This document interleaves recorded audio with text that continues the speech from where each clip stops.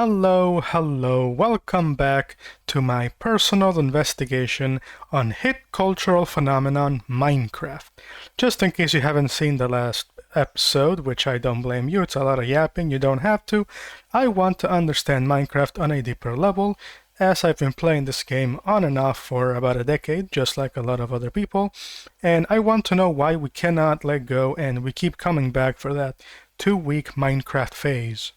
I have delayed this report for far too long because it's been about a week since I was in the 1.1 world and I decided to stop playing, which I was already playing for a week before that. So now I'm kinda sort of a week and then some on the second world. And you will now see some of the footage from the 1.1 world and its end state.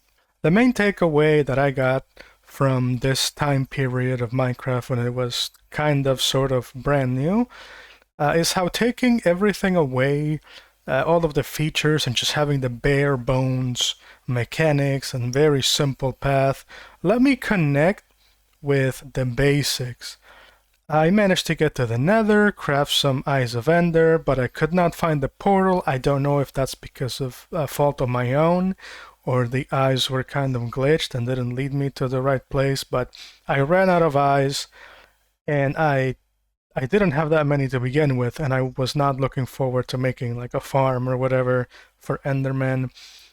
But I did manage to go into the Nether and find I think it's called the fortress, right? I always get them all confused. They're all they're all some kind of like generated stronghold fortress structure. So I managed to get some blaze rods. I made some potions for the first time. That was not that difficult actually. I don't know why I didn't do it in the past. But other than that, I decided to just let go and realize that unless I'm willing to spend so much time trying to get Enderman to spawn, I should just move on to the next version and just take the hit, right? Just take the L. Take the L and leave. I really got into the groove of mining and just wanting to make a big hole. Once you turn off your brain and you stop looking for things in the ground, like, oh, I want a lot of this or a lot of that or I want diamonds, and you just dig a nice hole, you just keep finding stuff. A big revelation that I had is that Minecraft makes you enjoy labor. It connects you to that labor. It's not too hard to dig, but there's enough resistance where eventually you need to put everything inside of a box or sift through it, right? And you gotta you just have to keep going. You grab a bunch of blocks, put them in the box, repeat the process, and to me that was always something that kind of it wasn't not boring, but I wanted the stuff. But it's not about the stuff. It's about just making a hole. I don't know. I got into this tunneling mindset where I just want to make a big hole, and I think I finally found my calling. I'm going to be a tunneler main in Minecraft. If you need a big tunnel, I'm gonna make you a big tunnel. That's gonna be my niche in this. What am I talking about? A lot of creepers kept blowing up all over the place as they do, and they have a nasty habit of spawning right where you just looked. I actually had this crazy moment in the next world where I was staring at the wall at one of the side of this combat room that I built, and right in front of me I saw a creeper spawning. That interaction told me everything I needed to know about these damn things, okay? It's not the fear of the creeper, it's feeling safe because you don't fear the creeper. And so the creeper comes up to you not because you're like, oh no, it's gonna blow up. No, it comes at you because you've already seen like like a dozen creepers and they all blew up in front of your face and or right behind you, and you're just done with it. You don't care anymore. You know you're not gonna die, and that's when they blow up the most. It's not like at the very beginning when you see them blow up and you're like, oh no, it's gonna blow up. That's when you're being super careful. But no, as soon as you get really comfortable with the world, with your surroundings, that's when they start blowing up all over the place, and they're just so annoying. Every single mob in this version moves around you in a counterclockwise motion. Because of this, it is a lot easier to lead animals to where you want them to go, since they're constantly moving and trying to get ahead of you. But it's also really hard to get them to sit still and do what you want them to, and they also keep jumping all over the place for no reason, which I think they got all ADHD, and I love that for them, and I relate. But it's really hard to like put them in different pens and stuff. Controlling more than like 5 animals at a time is a nightmare in this in this early version. The Nether spawned me a fortress, stronghold, but whatever you want to call the thing, inside a really big chunk of land, leading to some very unsettling sights where you have these very long corridors where the bridges are supposed to be, and there's this eerie, dark red like look to the screen, and it's just really dark all the way at the end, and you got the pigmen doing the oinking, you got the ghast just crying and screaming, and I cannot imagine how many kids were having nightmares because they spawn in a place like this. The Nether really is kind of like hell, and I just can't believe that this is for kids. But on the other hand, it's really good that Minecraft kind of sort of makes you afraid, because it's not that scary, and you can always fight back against the things that are coming to get you, right? It's a very playful kind of haunted house at the fair type of vibe, and honestly, I think it's helping me face some of my fears, right? I think I've gotten just a little bit braver just for going into the Nether twice now, and getting a bunch of blaze rods all on my own. It's been a very positive experience for me. I also had to sit down and wait for the nether wart to grow so that I can make some potions. In future updates, the wart can grow in the overworld, which I took full advantage of. But in this version, you actually have to stay inside of the nether, and so that would lead to a lot of downtime for me, where I was just watching videos or I walked away and just let it grow for a bit. And I realized that the Minecraft is always trying to slow you down in some way, whether it's the rarity of diamonds or having to keep digging for iron and stuff. The game is always wanting to slow you down, right? Like, hey, chill. Just chill. It's okay. You're gonna get the stuff. Just keep going, and eventually you'll get there. And I think this is a very I don't know how the newer versions are. I'm gonna be playing modern here if I don't grow super irritated at the Ender Dragon. And there's all like people are constantly trying to optimize the game, right? Which is a curse that every single game has. We all want to figure out what the mechanics are, how to abuse exploits, how things work, make the most. This is the gamer brain that I was trying to fight. And trying to wait for stuff is kind of a big deal here. Having to constantly work and I don't know, waiting for Enderman to spawn, which I didn't do the first time around. I think all of these things are very important, and they lead to the long-term enjoyment and nostalgia of the game, because you're really going on this journey all on your own, and you're setting a goal, sticking with it, and it is going to be difficult, god damn it, but you're gonna do it. And when you finally do it, you're really gonna get that sense of accomplishment. So wanting things to be fast, in my opinion at least, is something that can either make or break your Minecraft experience, because on one hand you might want like a lot of iron for a project, and so you make an iron golem farm because you're going to need stacks and stacks of iron that it's just impossible to get it at a nice rate by just going underground and digging. But on the other hand, if you just skip the diamond gear with enchantments, you're kind of cheating yourself out of the process of getting that gear. And even when you do, you can just lose it immediately because, like losing your stuff, I finally learned that I'm going to talk about in the next section. It's kind of a big part of Minecraft, right? So, depending on what it is, getting something right away is kind of hindering your Minecraft experience. Waiting and kind of not, I don't want to say grinding because it's all mostly luck, right? You don't have to wait for a lot of things. You just have to go out and find them. And this wait time where you're looking for something, the search, right? That is a founding principle of this game. I wanted to make this section a little bit longer and go over my experiences in this world a little bit deeper. I have a lot of notes, but I'm gonna cut to the chase, go to the next section. I might never come back to this 1.1 world. I have been gaining some incredible insights, and I got to enjoy the process of making it through the intended progression path.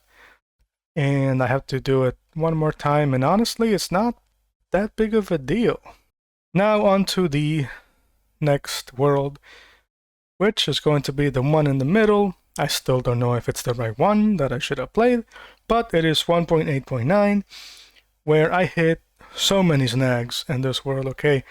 One time, I thought I was good, but I dug right into the lava in the nether, burned everything I had. I had like some enchanted armor, I think. No, I don't think I enchanted my armor, but I still had like a pickaxe.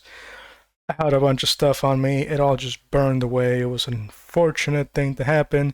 And all of that stemmed from another unfortunate thing that happened, where a blaze hit a pigman, and I think because I didn't have any golden armor on me, suddenly every goon in a 10 zip code radius wanted my bacon, and I tried fruitlessly to get to my things because it wasn't that far away, but nothing worked. The zombie pigmen are just, they are never ending. They keep on spawning, and there's so many of them, and when you're just trying to run through them, you cannot get to where you're trying to go, because you can like mow down like a dozen of them, and there's another 8 coming out of the cliff, like coming straight at you. It is unbelievable how dangerous it is to anger the zombie pigmen, okay?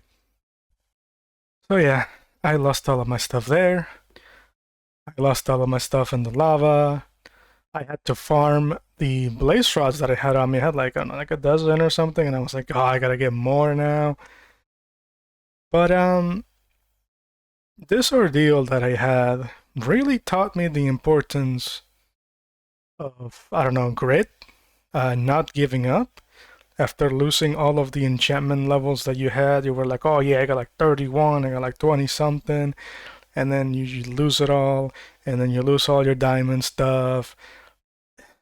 And this part is the one part that has always held me back when I was playing Minecraft, right? The idea that, not that things break, but that everything I have on me at any given time can disappear. And so I would go on to the settings and I would make it so that you don't lose any items on death. But with that on, I felt like I could just be as reckless as I wanted to be. What's the point of even going out there if there's nothing to lose, right? Like I felt like I was cheating. So after losing my stuff over and over again, I realized that, you know what? It's okay. Things are not meant to last. You can have all the enchantments and all the armor, that you can have the god roll on everything, and it's gonna break eventually, right? And yeah, we do have mending in modern versions, but I think that mending might be a mistake. it has to go away eventually. Trying to hold on to the things in your inventory will devastate you because, just like me in the past, when I lost all my stuff, I basically decided that I should start a new world and dig down and find the stuff again, which is kind of a self-defeating process because all you have to do is just dig a big hole past me and you can find a whole bunch of diamonds and stuff. You just gotta keep digging, man. It's okay. It's gonna be fine. But no, I always quit at that point. It was such a huge, tremendous source of frustration and I always quit when I finally, I finally got to the Nether or I died in some lava. I would always like had to leave but I stuck through it this time, despite losing my things over and over again, which I did again, which I'm going to explain in a little bit. But I learned that this is part of the game.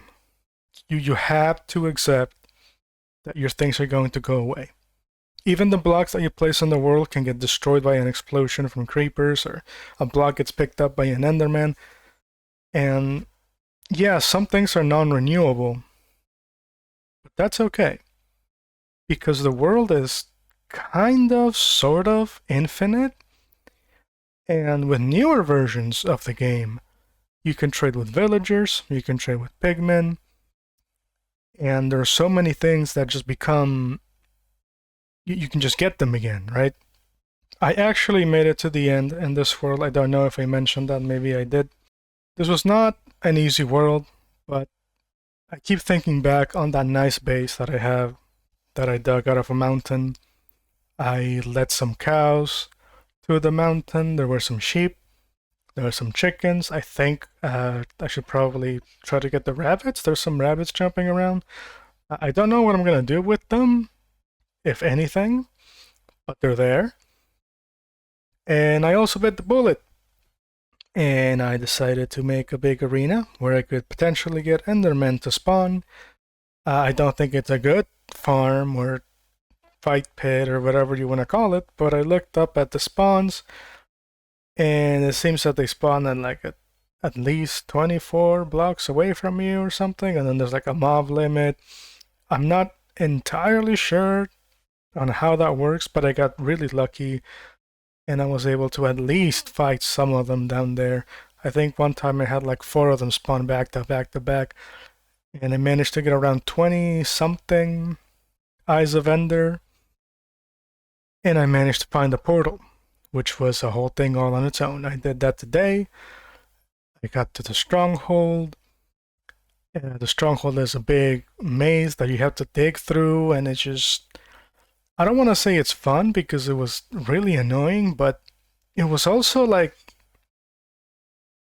It was Minecraft at its finest. There were some chests that I could get some stuff out of. I think I found some golden horse armor, which I don't know if I'm even ever gonna use that. And I had to dig, and I had to make ladders up of a thing. I found a nice little library which had ladders on it already, but I still made a way up to the second floor because I didn't see where it was. I think that library is meant to like help you get some bookcases for enchantments, but I had that covered. Like the first thing that I do is get a bunch of sugarcane and see if I could find some cows and start multiplying them right away. So I got to the end. I put the Eyes of Ender around the portal, and little did I know, I was half ready, but I wasn't fully ready, and I also didn't know what to expect. I put all the Eyes of Ender into that portal, and I thought I was good because I was staying on the outside. I was not in the middle. I was on the outside. And for some reason, if you so much as touch any of the top of the surface of that portal, you're immediately teleported to the end. And I was. And apparently the platform spawning in the middle of God knows where is a mechanic that I have to deal with. So thankfully I had a bunch of cobblestone on me and I started to make a bridge, but The dragon knocked me off because I still don't know how to deal. I don't know. I've never fought the dragon. Legitimately, I never have. I don't even remember the platform being that far away, but when you're in creative mode, you can just fly everywhere. So I just remember doing that. And yeah, it knocked me off. And I came back. She knocked me off again. This time she did a double back because I noticed that she swooped down, gives me a little bit of room, and then I can build. But this time she swooped down. I thought I was fine, then she swooped down immediately after, knocked me off. So I had to look up what was going on, so maybe get an idea of what to do. And what I'm gonna do now is I don't know if I'm going to get a lot of obsidian, but I'm definitely going to extend the beginning platform. That's gonna be the first thing I'm gonna do. I'm gonna make maybe 1 or 2 blocks going up, extending the platform out, and then I'm gonna put some more obsidian blocks on the sides to stop me from getting knocked off. And so the idea is going to be to maybe put like little sections of obsidian where I'm in a box, and the dragon will definitely fly through me and hit me. But if I can just tank those hits and sort of keep hopping from one little room of obsidian to the other, I can kind of stop myself from getting knocked off. And I can maybe get to the center of the island. Maybe throw like an ender pearl at the island so that I can actually, land. And but I don't know if that's a good plan, because if I die, I need to get another pearl, and that's kind of annoying. But I guess not as annoying as getting a full set of gear again. I lost my diamond top and bottom, and I had feather falling on my boots, and I had some protection. I had such a good set to fight the dragon. But it's fine. It's fine. I don't know if I'm gonna beat the dragon. If I get too upset, I might just call it a day and go to modern. But I actually I made it. I found a stronghold on my own. I got the pearls. I got the eyes. I put the eyes on the portal. I made it to the end. This is legitimately the farthest I've gotten in Minecraft without like spawning anything in, without cheating, doing it all 100% natural, and I just it's been a good time so far. I've been playing some other games on and off, and I've been neglecting my artistic endeavors, and I haven't been making any more videos. But that's why I'm making this. So yeah, if I decide to move on to modern, I'm definitely going to be making it really pretty. I held back on expanding my base too much because I knew that I was going to move on. So at this point, I'm like kind of grinding, trying to get to the other world. And I think I might, now that I'm saying it out loud, I might just make it to the modern version. I think that's where I want to go. But yeah, this has been me, Panda, with the update. I feel like I'm still trying to learn my way around the game.